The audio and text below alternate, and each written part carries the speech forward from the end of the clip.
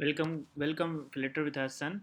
So today we are going to start operators. Operator क्या हैं तो हम ऑपरेटर्स को देखेंगे. ठीक है.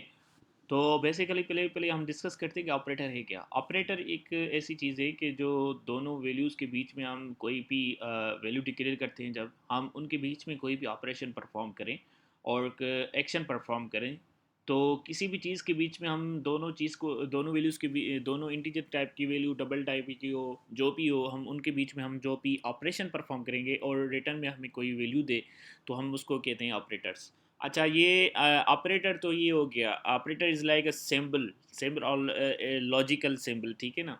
तो और जो हम वैल्यू डिक्लेयर करते हैं, जिसके बीच में हम अप्लाई करते हैं, हम उसको क्या कहते हैं? हम उसको कहते हैं ऑपरेंड. ऑपरेंड्स कहते हैं ना.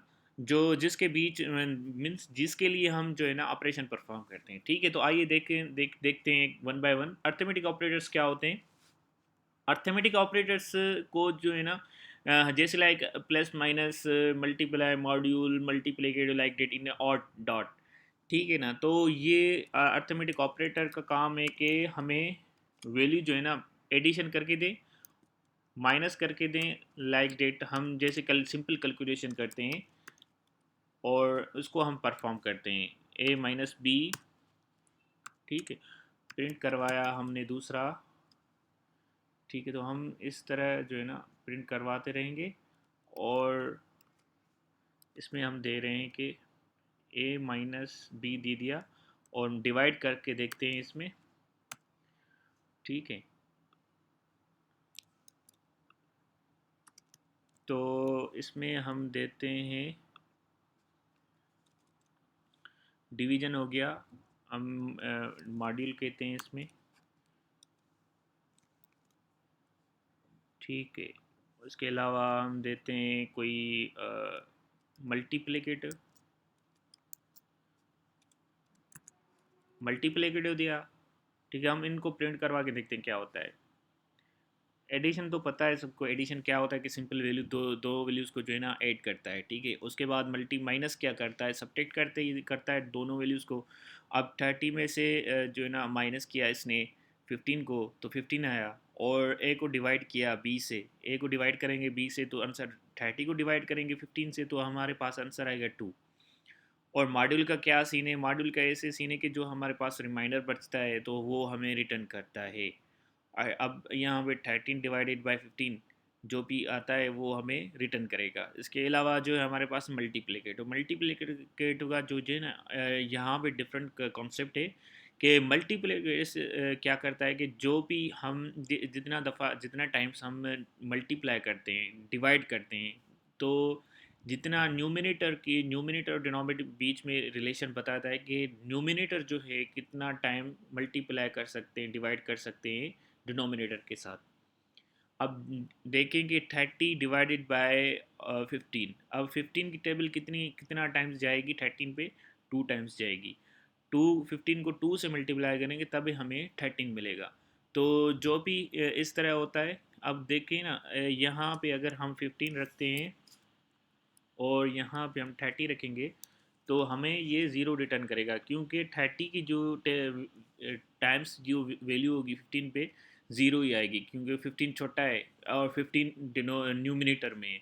तो डिनोमिनेटर को चेक करेंगे कि डिनोमिनेटर की जो वैल्यू होगी कितना टाइम्स जा रही है इस पे. जितना टाइम्स जा रही होगी वो हमें ये क्या करेगा, रिटर्न करेगा सिंपली. ठीक है. तो उसके अलावा हमारे पास और एक और ऑपरेटर होता है रिलेशनल ऑपरेटर. रिलेशनल ऑपरेटर क्या करता है, रिलेशन बताता है दोनों वैल्यूज़ के बीच में. हमने इक्वल की साइन दी, उसके बाद हमें दे रहे हैं कि नॉट इक्वल. देखेंगे कि नॉट इक्वल क्या है. ठीक है. और ये ग्रेटर. ठीक है. ये less than, greater than equal. ठीक है. एक और भी जो है ना हम दे रहे हैं, एक और भी प्रिंट हो, वो ये हो कि लेस देन और इक्वल. हम इनको रन करके देखते हैं पहले क्या होता है. अब देखें, ये हमें हमेशा ट्रू और फॉल्स जो है ना रिटर्न करेगा। रिलेशनल ऑपरेटर क्या होते हैं कि हम दो वैल्यूज़ को आपस में कंपेयर करते हैं, उसके बाद जो रिटर्न में आएगा वो या तो फॉल्स आएगा या तो ट्रू आएगा। अब हमने ए को कंपेयर किया बी के साथ, ए इक्वल इक्वल टू बी, क्या आया फॉल्स, क्योंकि ए की वैल्यू 15 है, बी की वैल्यू 13 है। तो ये कभी बराबर हो ही नहीं सकती, तो इसलिए हमें इसने रिटर्न किया फॉल्स। जो फर्स्ट वाला है वो फॉल्स रिटर्न किया। उसके बाद a is not equal to b, a बराबर नहीं है बी के साथ, तो हमें क्या रिटर्न किया इसने, ट्रू। ठीक है, क्योंकि ट्रू करेगा, क्यों दोनों वैल्यूज बिल्कुल बराबर नहीं है, अभी देखा हमने। ए ग्रेटर देन बी, यस। ए जो है नहीं, ए जो है 15 है, बी 13 है, तो ए लेस देन बी होगा। तो ये क्या हुआ, ये फॉल्स हुआ। ठीक है, उसके अलावा a is less than b, जब ए लेस देन बी होगा तो बिल्कुल ए जो है 15 है और बी 13 है, तो ये बिल्कुल ट्रू है। और a is greater than b, नहीं, greater b, greater than equal, equal तो नहीं होगा बिल्कुल, क्योंकि ए जो है यहाँ तो 15 है और वो 13 है। ग्रेट इक्वल नहीं हुआ, ग्रेटर देन तो हुआ, ग्रेटर देन भी नहीं हुआ, इक्वल भी नहीं हुआ, दोनों नहीं हुआ। तो a less than equal to b, या अब जो है ना ए जो है लेस देन है, ठीक है ना, इक्वल नहीं है लेकिन लेस देन है। तो ये हम कह सकते हैं कि ये जो है ना हमारे पास रिलेशनल ऑपरेटर है, और जस्ट एंड जस्ट लॉजिकल जो है ना ऑपरेशन परफॉर्म करते हैं। ठीक है ना, उसके बाद हमारे पास है टेस्ट ऑपरेटर। टेस्ट क्या होता है कि हम जो भी वैल्यू इनिशियलाइज करते हैं, जो भी डेटा टाइप, जिस टाइप का डेटा होता है हम हमारे पास, हम वो इनिशियलाइज तो कर देते हैं। अगर हम उनको चेक करें कि वो जो डेटा टाइप हमने इनिशियलाइज की और डिक्लेयर किया है जिस वेरिएबल के साथ, क्या वो ट्रू है कि नहीं, क्या वो सही है कि नहीं, इन टाइप का रियल में क्या हम उनको चेक करके देख सकते हैं। यस, हम चेक करके देख सकते हैं बाय द टेस्ट ऑपरेटर। हमारे पास टेस्ट ऑपरेटर होता है, और हम इनको यूज़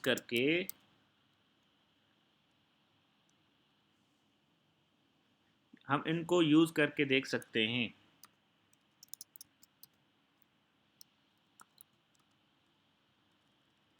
हमारे पास ए है, ए इज़ इंट, हम चेक करेंगे ए इज़ इंट। उसके अलावा प्रिंट करवाते हैं बी, बी इज़, हम चेक करेंगे बी इज़ नॉट इंट। दोनों वैल्यूज़ का पता चल जाएगा।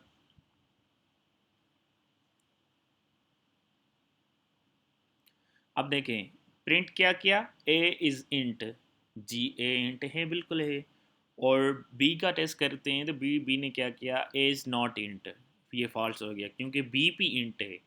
दोनों जो हैं डेटा टाइप्स क्या है, इंट डेटा टाइप्स हैं। ठीक है, हम यहाँ पे डबल देते हैं। अब देखते हैं क्या रिटर्न करता है।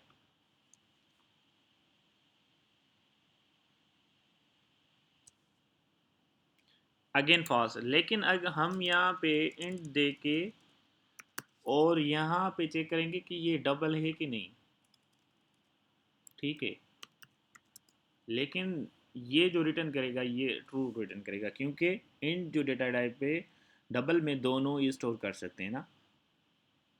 देखा कि इसने डबल को जो है ना इंट में ले लिया, इंट को जो है ना डबल में ले लिया, क्योंकि डबल में हम डेसिमल डेटा टाइप्स को भी जो है ना इंट्रोड्यूस करते हैं, वो भी हम और होल नंबर को भी जो है ना हम उसमें इस्तेमाल करते हैं, यूज़ करते हैं। दोनों वैल्यूज़ जो है ना डबल में यूज़ कर सकते हैं। डबल इसलिए होता है। ठीक है, तो हमने ये टेस्ट डेटा टाइप्स देखा, और टेस्ट डेटा टाइप्स इसलिए यूज़ करते हैं कि हम जो भी वैल्यू इनिशियलाइज करते हैं जिस वेरिएबल के साथ, उसको टेस्ट करके देख सकते हैं कि इधर कि वो एक्चुअल है कि नहीं। ठीक है, उसके बाद हमारे पास है इंक्रीमेंट और डिक्रीमेंट ऑपरेटर। अब देखेंगे इंक्रीमेंट और डिक्रीमेंट ऑपरेटर क्या होता है कि हम जिस वैल्यू इनिशियलाइज तो की, अगर हम उसको उसमें कुछ चीज़ें इंक्रीमेंट करवाएं तो हम कैसे करवाएंगे, इनिशियलाइज के बाद हम कैसे करवाएंगे, तो हम उसको इनिशियलाइज के बाद उसको प्रिंट करवा के, प्रिंट के साथ, प्रिंट के साथ हम उसको कर सकते हैं increment.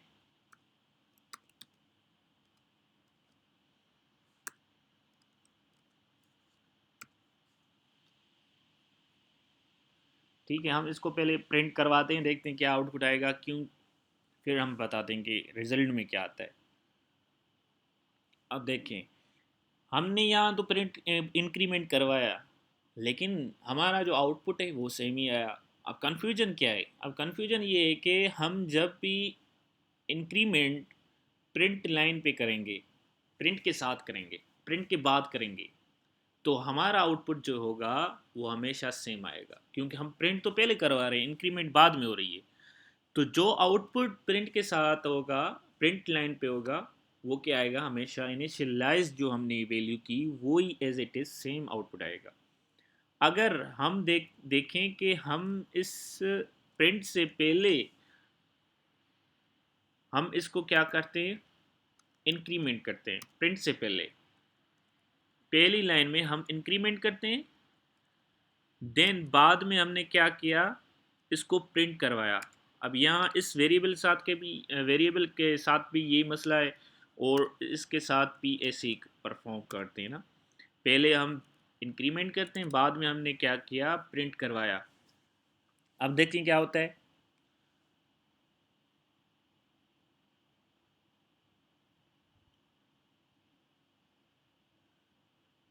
Let's see for output.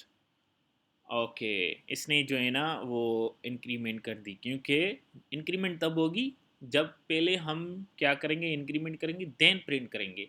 Print के बाद हम अगर कोई भी इंक्रीमेंट करेंगे वो नहीं होगी, यहाँ डिक्रीमेंट करेंगे वो नहीं होगी। अब डिक्रीमेंट के लिए भी सेम ऑप्शन है, तो हम इसको डिक्रीमेंट करके देखते हैं कि क्या होता है। ठीक है, इसको परफॉर्म करते हैं।